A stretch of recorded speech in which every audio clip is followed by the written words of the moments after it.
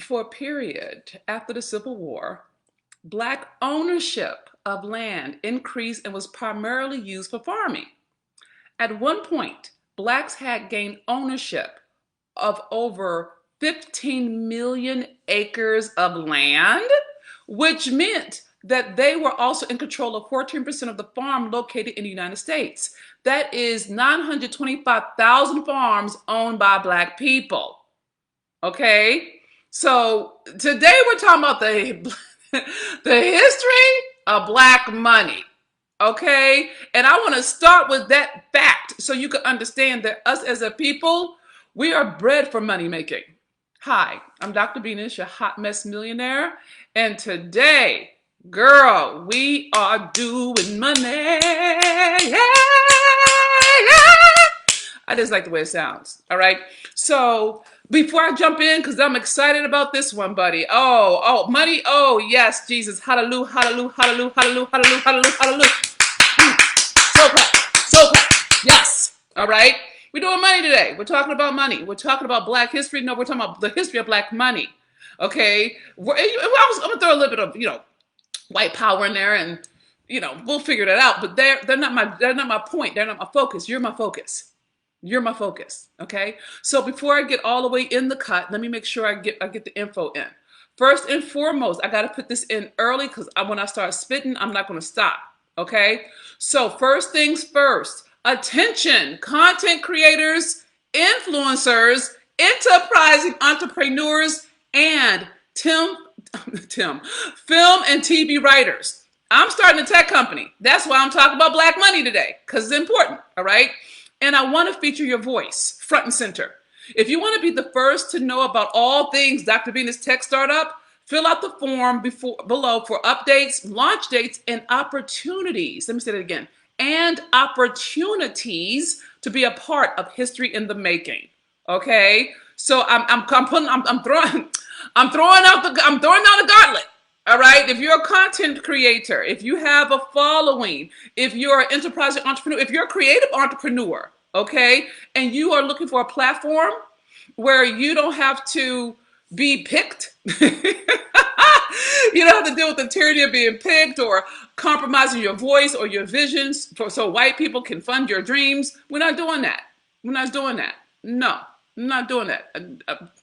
Money is easy. We'll talk about it. But if you want to be down with me, go ahead and throw your hat in the ring so I can get information. I'm building it already. I've already bought some stuff up and I paid my team. We're doing this, okay? And I want to bring you with me. And I'm going to have a conversation. I'm not going to do it right now. But I'm just going to make sure I put the word out, I'm going to have a conversation for Black women who want to have equity partnership. I'm committed to this be a Black owned business, but it doesn't have to just be me. I've already done it. I've already got 2 companies, right? But what I'm interested in is collaborative. Have you heard, I know, long moment. Have you ever heard this thing about Black people can't work together? I'm tired of that. And so what I want to do is I'm looking at, and this is what we're talking about, like the history of Black money, is that Black people made money when we made it together. Okay? After Emancipation and before Reconstruction lost its mind, we did some things that literally just talking about owning that land that I just mentioned to you, like owning 15 million acres of land, and then white people got mad and did what they do. We could talk about it, but we're not. But the point of it is that when we're together, we're unstoppable. But that means when you're building a business, you have to build it with we in mind, not me in mind. So I'm building it with we in mind, not me in mind. So what I'm really fascinated and really committed that I'm into Black women millionaires. I know how I do. All right. And million is easy, but I want to create the opportunity set for other Black women and I'm only going to do it with 10 other Black women who are really interested in being a part of the business in terms of equity. Okay. But then there's the content creators and the influencers and the artists and the writers where we're like, they're showing our ass, but we can talk about that later. My point is throw your hat in the ring, make sure you put your name in the box and give me information. So when I do things, you're not left out of the loop. Okay. So that's the first announcement I want to make sure I put in. And the second one is make sure you jump on over to Hot Mess Millionaire Facebook group. That's where I drop it first. That's where I hire first from. That's where I look for new talent from. I do it all over there. So you can hang out over here and you know in the masses, or you can just go ahead and join the company. Just go ahead and join the fam. Go ahead. Hot Mess Millionaire. On Saturdays, we have this thing called Network Like a Mogul. Learn how to network like rich people do. And you got to learn how to network in a way and speak yourself or pitch yourself so that you're actually addressing people's networks, not them directly. That's a whole nother level. It's over there. I got some notes. It's there. Come, learn, sup, bond, network, but do it with class and style. Okay? So those are my two announcements for my creatives, for my content creators, for my entrepreneurs, influencers, and who really are really committed to being heard. Your voice, your way. Please make sure you throw your hat in the ring because I'm about to do some shit and I want to start with you. Okay? So that's how I'm thinking. Now, and also Facebook group, Hot Mess Millionaire Facebook group. Woohoo! Network Like a Mogul. Woohoo! So those are the two things. They're in the notes. Click, line, do your thing. All right? Next thing, make sure you tag, make sure you share, make sure you comment. I need to hear from you. Girl, bro, fam, let me help you understand what we are dealing with today. I need to make a confession. I have an almost decadent relationship to money. I love money. I think money's great. I think money's the best thing since pockets. And I'm not talking about the love of money for objects, but I love money for the freedom. And I have organized my entire existence around having money be easy. It's just how I do. I don't think money's hard. It wasn't hard on the streets, and it's damn sure not hard in business. And so when I hear Black people, specifically Black women, y'all know how I do, talk about it's so hard. It's so hard to make money, to have money, to manifest money. I'm like, who are you listening to? And more often than not, it's either one or two groups. Poor Black people or racist white people. They're not your people. You should not listen to them. They're not on your side. Okay? And I'm being with, how do I get Black women, entrepreneurs specifically, because you gotta have some value that you're giving, right? How do I get y'all to your first million with ease and have it be no big deal, right? So I dwell in that conversation a great deal, and that's what I'm known for. I did my first 5 million because I'm tending to Black women breaking their first million, and the biggest challenge was healing, okay? Or still is healing, right?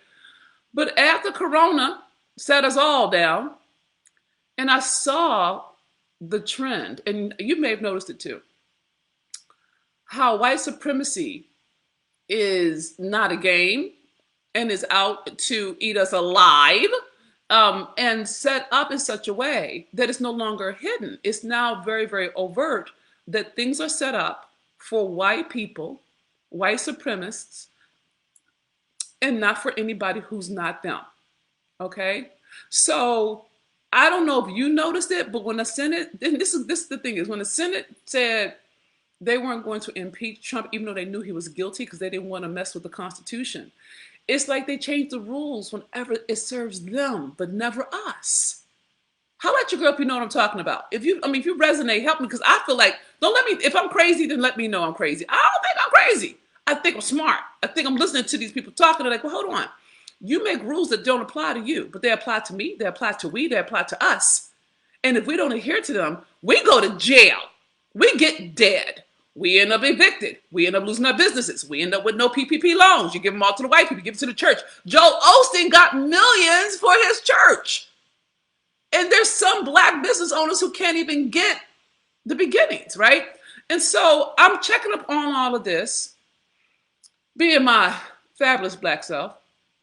And I was thinking, okay, God, how are Black people, specifically Black women in business, but everybody's included, right? How are we going to survive and thrive in a world that is now digital? See, back in the day, Black people, we could farm, we could work on the land, we could. And I want you to know we had political positions in the early Reconstruction era. I mean, for a good 2 years, we were doing our thing. Now, it was blocked by white people. Okay. And if it wasn't blocked, it was burnt to the ground by white people. And that's important to know because they make it sound as if we're lazy and trifling. No, you favor your own and you set it up systematically that we can't do things without going through them. Aren't you sick of going through white people yet? Am I the only one who's sick of going through white people for everything? I'm just kind of done with it, God. I'm like, you know what? No more. And so when I look at the history of Black people and I look at the history of Black money, I realize that there's some assumptions.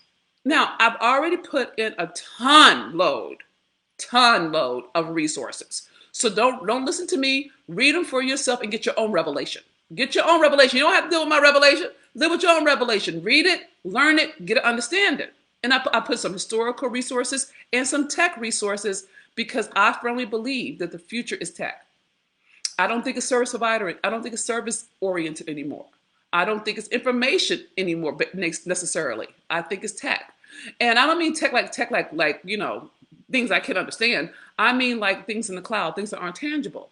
Okay. Now the challenge with that is, as Black people, we've been trained and rewarded for service. Holla at your girl. Don't leave me alone in this. Y'all being mighty energetically quiet tonight. Maybe I'm just excited. Maybe it's me. It could just be me, okay? But this is an exciting conversation because we can win at this. Because we already won at this. But we forgot we won at it, and we started listening to them and doing it their way, and we lost at this. Before integration, Black people made money together. I have this one resource, and I don't want to eat the time up reading it to you, but it talks to me. But I got to tell you about it. I should have put a star by it. But it's, was it 21 most successful Black entrepreneurs throughout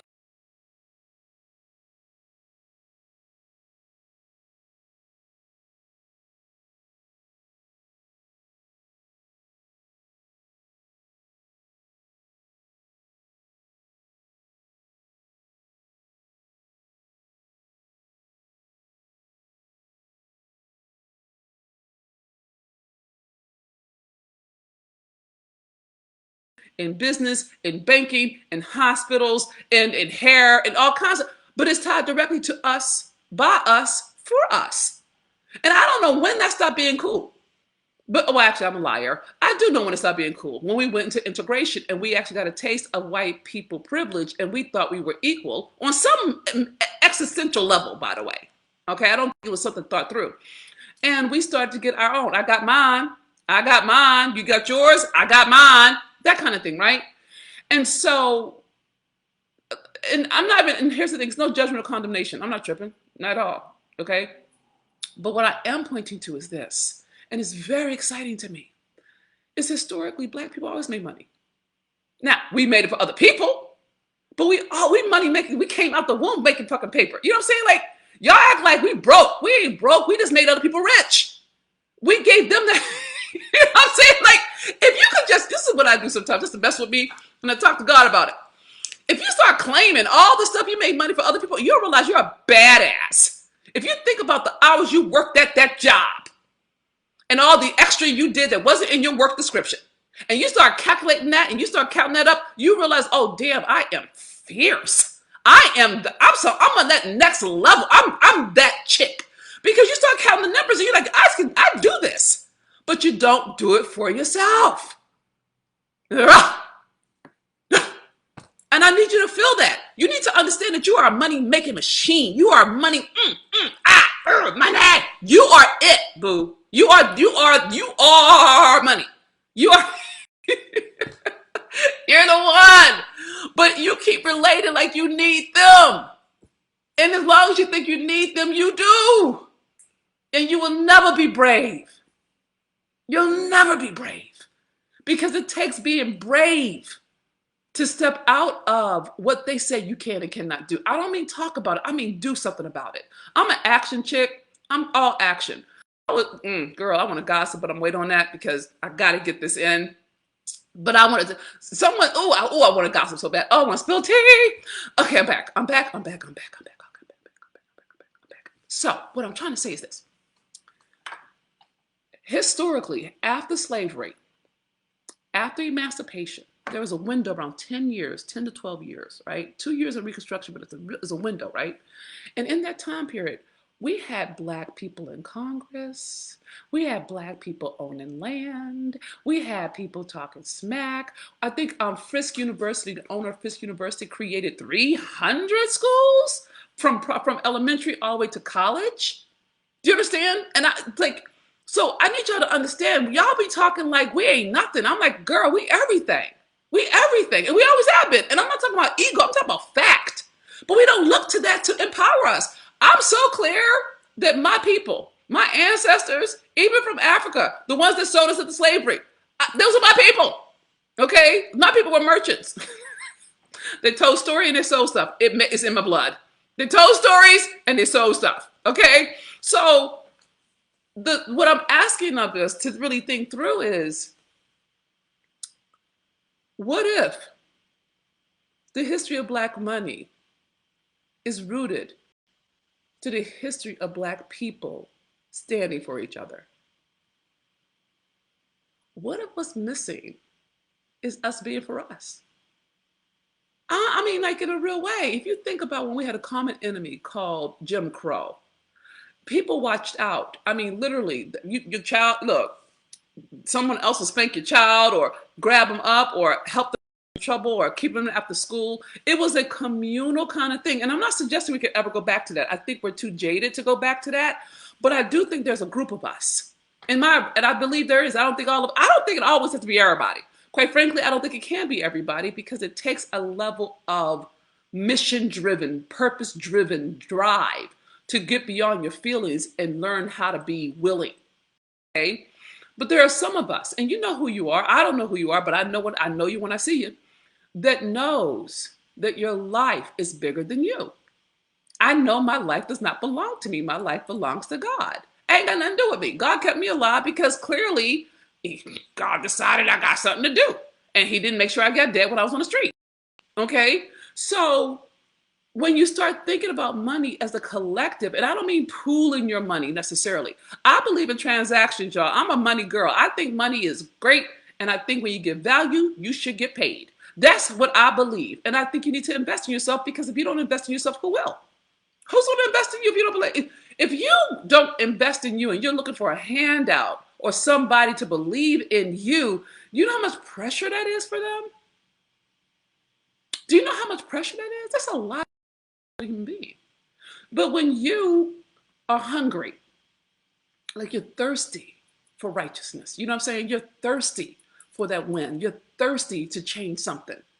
Then you become more willing to do what it takes to get there. You don't have all of your, well, I need to have this. You don't have all of your qualifiers. You know what I mean? No, I need to be this way. I need to enter at that point. I need to pay this much.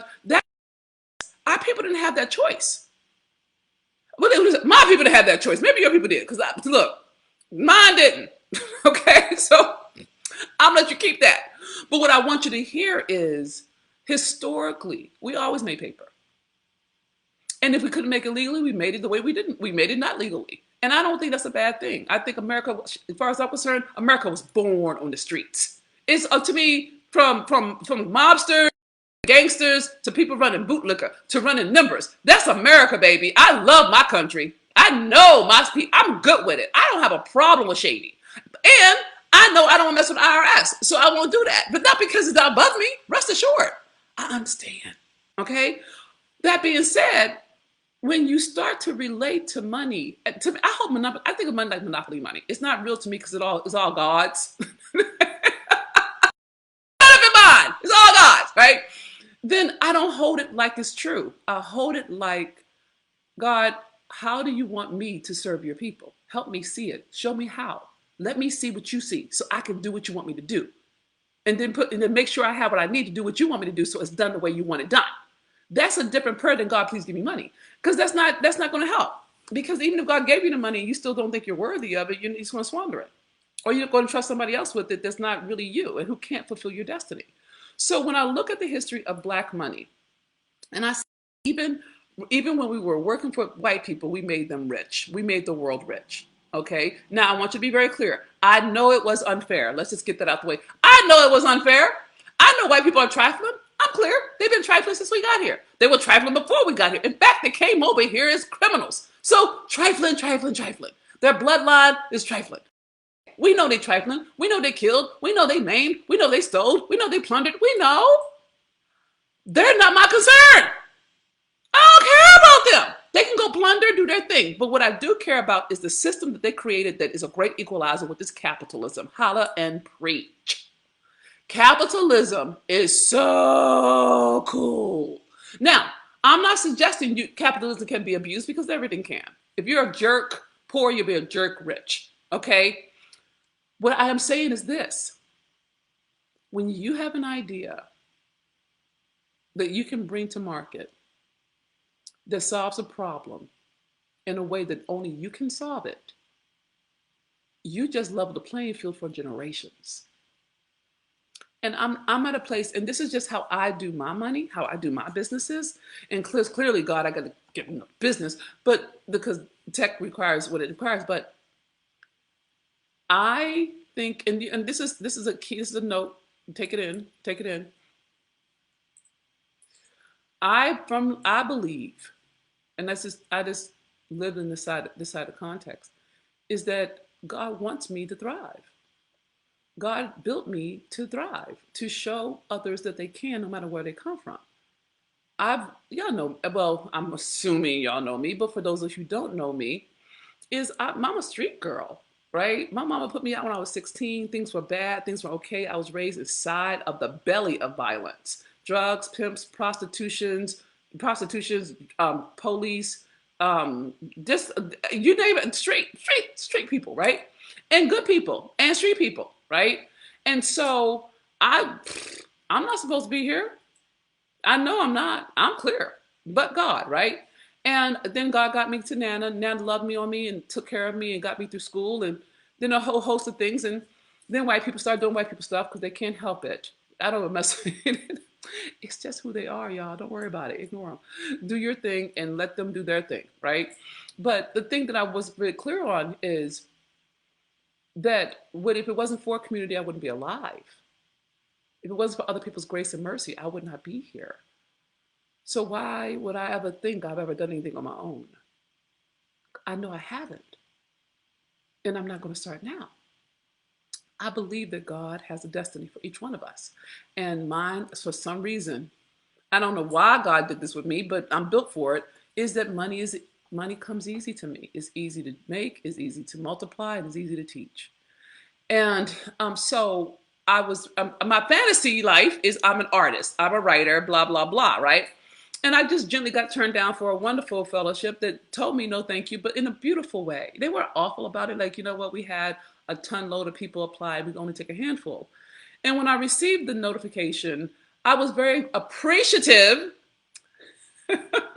very appreciative that they didn't reject me. I didn't have the rejection and disappointment at the same time, right? But the business moment in me said, hold on. Let's say you have 5,000 people who offer and you only have 50 spots. What the what? What the what? So that means I'm always going to have to jump through hoops if I want to go through that machine. And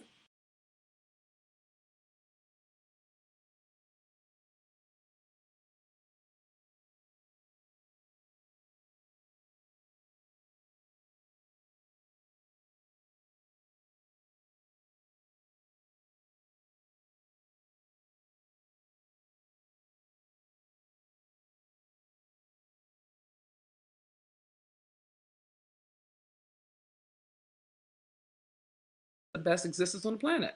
I do. You can't tell me. Just hair alone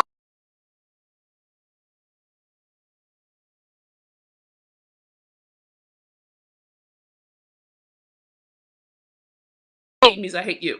Okay. And so as I very present to how successful we are, and we have to do it for ourselves. They're never going to do it for us. They're never, ever going to make it fair. They're never going to keep their promise. They're never going to do 40 acres and a mule. They're not going to ever do that. It's been 400 years. I think we should get the memo. Okay? And I think that we should give up the right to expect them to ever do anything other than what they've demonstrated, which is whatever's in their self-interest. I got real hopeful when George Floyd was executed publicly, and I saw white women really march with us and put their bodies on the line for us. And I wept. I was like, oh my God, this is real change. They're getting it. They understand we're not making it up. And then when I heard that 50% of white women voted for Trump, I felt like an idiot. I felt like I had been bamboozled. I felt like I had been tricked. I'm like, who the hell were the people marching with us? What happened? And I don't, but in the end, it comes down to why would white privilege? Why would they give up their privilege for me? Why would they do that? What in my imagining could make me think that they would give up their comfort for me? They have never cared for me. We went through this with Sojourner Truth. She was fighting for white women to have the right to vote, and then they kicked her out because they didn't want her affiliated. Well, they didn't want race affiliated with suffrage. But she was the one who spoke up for them and got them a spot to speak. But they still threw her under the bus. Whiteness. So I don't want you dependent on that. I would prefer for us to heal. And again, it doesn't have to be everybody. But if you're an enterprise entrepreneur, if you're a content maker who's actually interested in the business of making money, right? It's, if you're a writer who's willing to do screenings or readings of your work, you need to holler at your girl because I'm doing some shit and I'm going to do it. I'm doing it. You don't have to come.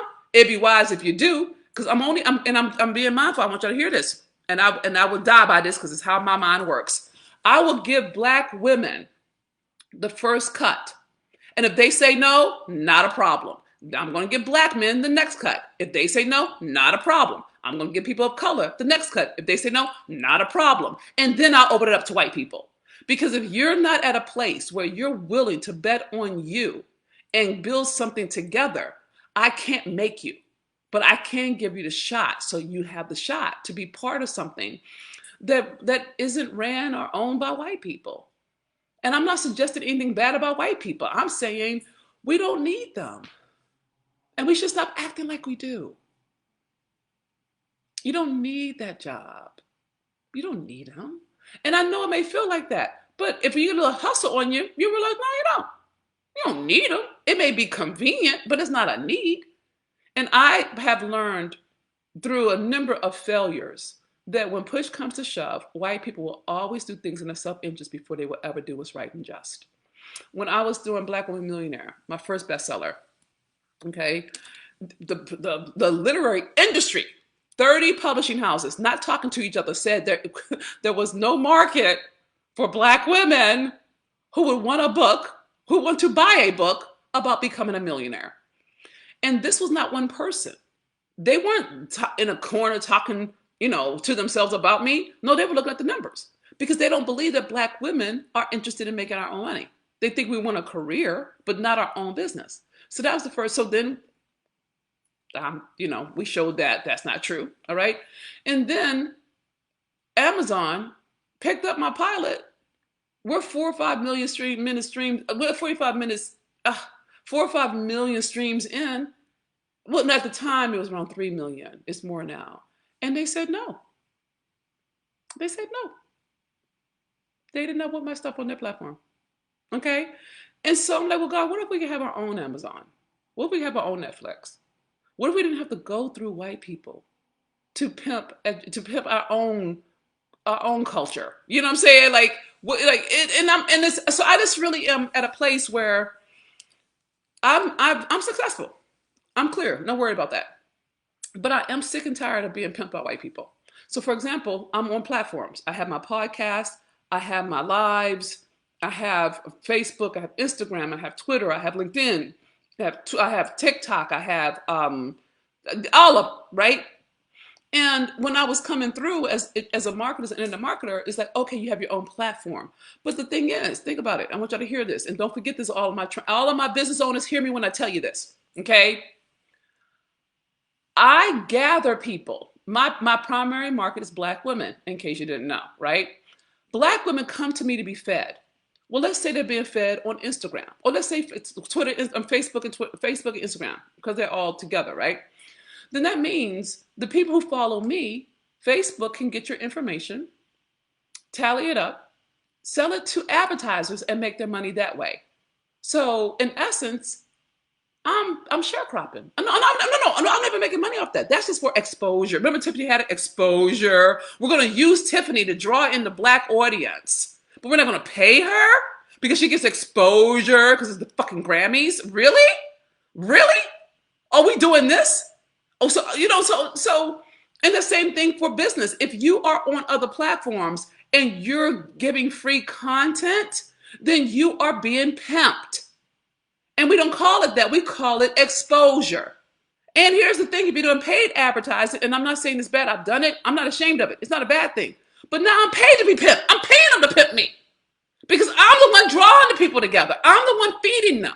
They're not feeding them. They're just piggybacking off of my fucking shine. They're piggybacking off of my energy. And that's the same thing they did on the plantation. They piggybacked off of our energy by virtue of the cotton that we picked, that they spun, made money off of, and then made us pay for the seeds. When it was time to sharecrop. Do you understand? Jesus, Betty and Joseph. My point is, I got it, God. I understand.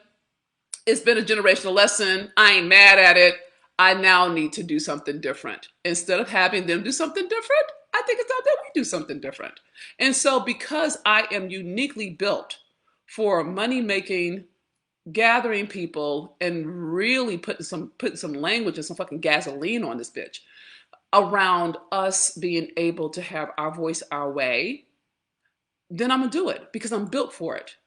And it matters to me that we never have to go to white people again. And I'm not suggesting it's the answer to all the problems. I'm not talking government, I'm just talking money. I only do money, okay? And I'm dealing with content creators because I'm a storyteller. So I can't do food and hair and, water and, I can't do none of that. But I can build a stage for you. Do you understand? I can feature you. I can do some shit. So we got to but I got to get some pieces in place. And if you're for real, throw your hat in the ring. And if you just support the idea, put your hat in the ring, just ball and be nosy. You know what I'm saying? Because when we actually release the app, and I'm thinking around Juneteenth, just because it's a nice Black thing to do, just so you know. But I wanna work with the content people first, and I want them to be the first group to do the stuff with the app. You see what I'm saying? Because I trust us. I don't want it to be fucking genius by the time we finish it, because it would have been, oh God, content creators or writers, they think clearly. And they're like, we don't like that. You know what I mean? So my first group, I wanted to be the people who are invested in the process and who will reap the financial rewards in it. Okay? And I have some structures in place that are really flat, real easy, no big deal. I've already paid for it, so you don't have to worry about it. But you got to have some skin in the game, okay? And that's just how I do business. It's never a handout; it's always a hand up, right? So I'm feeling good about the word spoken. I'm in high gratitude, and I'm excited about it because it's going to solve a problem called Black people going through white people. Well, Black creatives, Black influencers, Black content creatives. We don't have to change our voice. We don't have to wait to be picked. We don't have to, try to fit in and, keep hope and prayer alive. I'm like, you know what? Why don't we just build our own? Why not build our own? Okay. And so at least that's how my mind is working. I would love to hear what what do you think? I'm just here for it. I love us. And I know we can be trifling. I know I'm trifling too. Join the club. No big deal. But at the core of us, we're awesome. And Black women, as far as I'm concerned, you are the cat's meow. Okay? So I'm partial. I think you're great. And I really have a high love and pride for Black women entrepreneurs because that's who I am. You're me, I'm you. So I'm really committed to your voice. You know, I would love for, your voice is first, but first is mean alone. Hmm. And so, you know, holla at your girl, okay? And I'm planning to launch something, but and I'm gonna, I don't know, I don't want to say too much because I don't want to, you know, spoil it for you. But it's going to be glorious. It's going to be glorious.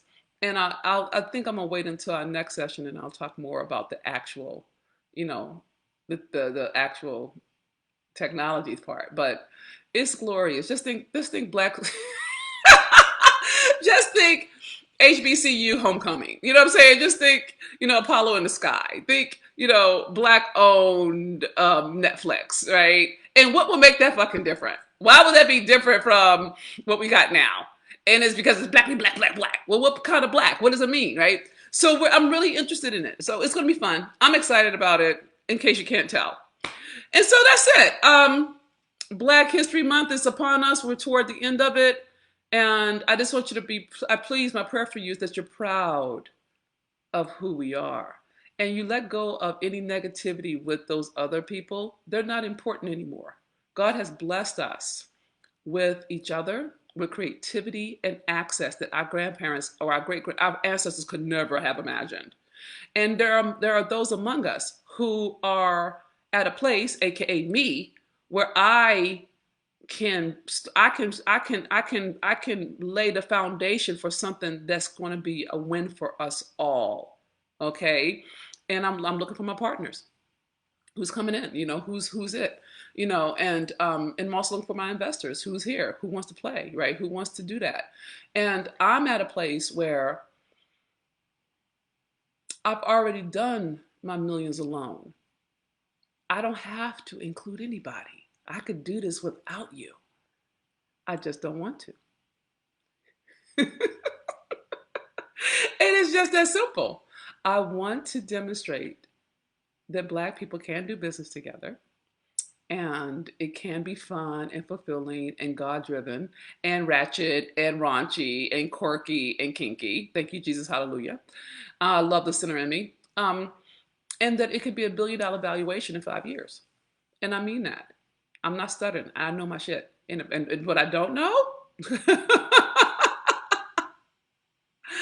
you know, I got other people with me. Okay.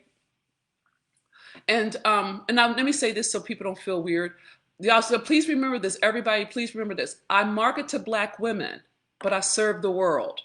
So do not feel left out if I say Black woman. Black men are welcomed, people of color are welcomed, queer people are welcomed, trans are welcomed, even white people, bless their hearts, who aren't going to try to take over, they're welcome too. All right, if you're an ally, you're welcomed here.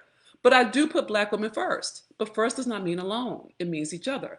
Black women don't know what it's like to be first. We always have to find our way in. And I have a commitment that we know our worth. So I purposely do that. So please don't feel, please do not feel left out or pushed to the side. It's not that at all. It's just that I'm a Black woman. I'm a queer identified Black woman who talks a lot of shit. Okay. And it's taken me decades to put myself at the center instead of the margin. And so a lot of times Black women look at me because they can see I'm being myself, I'm making my fucking paper, and I'm doing it on my own terms.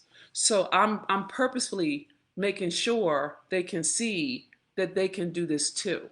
So it's more of it's a teaching thing, it's a modeling thing. It's not a hierarchy thing. It's not high low. It's like it's like when we saw Michelle Obama as the first, Black woman vice president, or Kamala Harris being the first Black woman vice president. It changes how you see yourself. You understand? Like it does something. I don't know. I cry when I think about wow, So I just want you to understand this is all love. But I gotta take care of them. That's God gave me Black women. God gave me them, and I gotta take care of them because no one's taking care of them the way that I take care of them. Okay, so please, my brothers and sisters, please don't get mad at me for saying Black women first. That's not. I'm not fucking with you. I'm honoring them, and I want Black women to walk in their authority, walk in their power. You understand?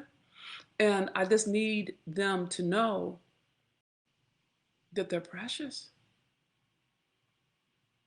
That Black women are precious, and that they're God wrapped in flesh.